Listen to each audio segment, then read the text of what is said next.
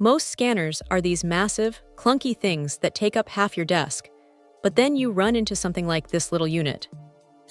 It is surprisingly compact, weighing in at just over a pound, which makes it feel more like a permanent fixture for a busy workspace rather than a piece of heavy office equipment. You can tell right away that this is built for a specific job. It is not trying to be a high-end photo scanner for your family archives. It is laser-focused on ID cards and documents. That is where it actually shines. The build quality feels solid enough to handle the daily grind of a front desk or a medical office where cards are constantly being swapped in and out.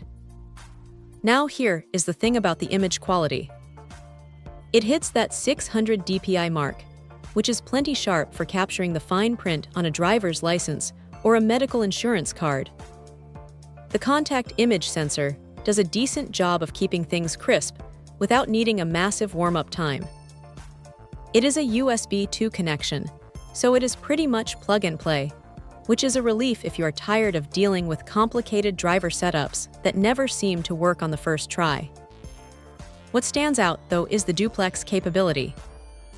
Being able to scan both sides of a card in one pass is a massive time saver.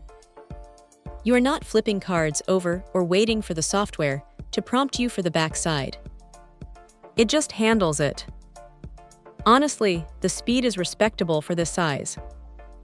It is not going to win any races against those industrial-grade document feeders, but for a quick scan of an ID, it is snappy enough that you won't be tapping your fingers waiting for it to finish. There is a slight quirk, though.